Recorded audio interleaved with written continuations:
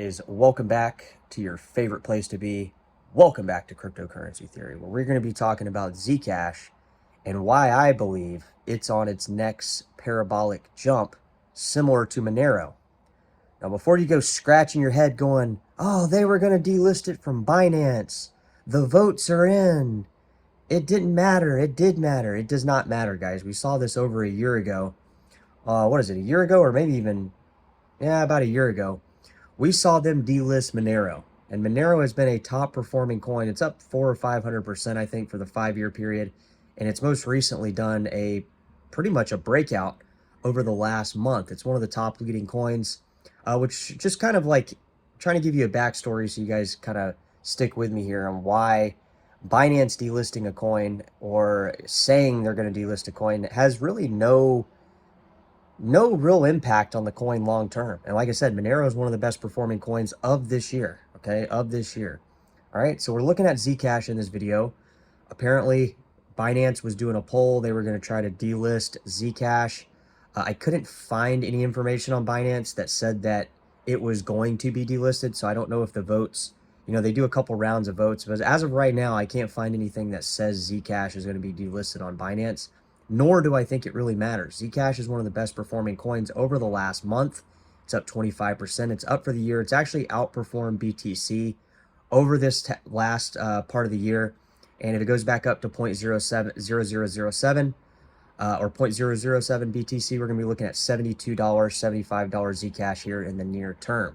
Now, why is Binance delisting or even claiming to delist Zcash? On their website, it says that they delist coins based on trading volume, based on transparency. As we know, most of the transactions on Zcash are not in the shielded transactions. They are on basically the transparent ledger, similar to Bitcoin, right?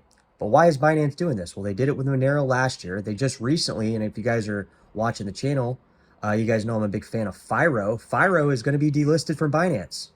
So I don't understand. I get the fact that Binance, the BNB users, if you're holding 0.01 Binance BNB coin, you have your voting capabilities to try to get some of these coins delisted. But who's coming up with the coins that even go up to vote? Why is Zcash and Firo even being a topic of discussion to be voted off their exchange, right? It makes no sense to me. So I don't know if this is because CZ has stepped down, that we're getting these people in the hierarchy of the Binance exchange just making these erratic decisions. But who is even inferring or insinuating that we should delist Zcash? I mean, it's one of the best performing coins, and that's why we saw Tyler Winklevoss head to X and Zuku Wilcox head to X and tag Binance in their post of saying, like, what are you doing? Zcash is one of the best performing coins out there. It's one of the best performing coins that is out there that you can buy, that has the ability to offer some type of privacy. I mean, are all the coins we have going to be on a public ledger where we can just see everything, where there's literally no privacy? Binance, and a lot of people are forgetting why we signed up for this crypto stuff to begin with. Now, let's talk about Zcash price, because it actually is up. It's up 20% for the last month. It rose up from under $40 to, I don't know, it's sitting, I think, at like $52 or something like that. So it's obviously not affected the price. Last year, we saw Monero be delisted, and I remember Smooth Operator and a couple other people on the channel were like, holy shit, I'm buying more. And those same people, guys, are sitting fatter than anybody here on the channel. Okay, Monero, it did that breakout over this last 30-day period. That was like, I told you guys, we were caught in that little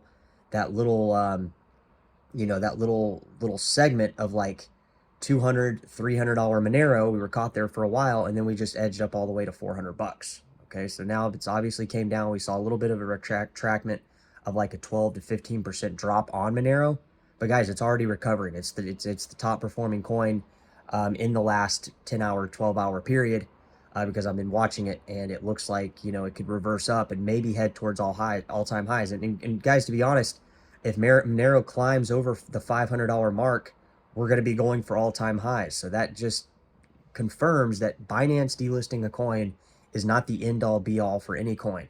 Maybe for some of these tokens, yeah, maybe for some of these goofy tokens that literally are just tokens, not crypto coins, that are just created out of thin air, Yeah, I mean, people should vote to delist these coins, but when you're talking about delisting Monero, delisting Zcash, delisting Firo, is Binance heading in the right direction? Drop it in the comments and let me know, because obviously, you know, from a crypto enthusiast standpoint, these are like dumb moves, obvious dumb moves for Binance to be doing, especially considering that we're now seeing a year later these coins approach all-time highs. Like I said, Monero approaching an all-time high, another 150 bucks. We're hitting an all-time high, which just goes to show you Binance is probably the outcome of these delistings for a truly decentralized private coin probably has no merit in the terms of you making the calculation of if it's a good investment. Drop it in the comments, guys, and let me know.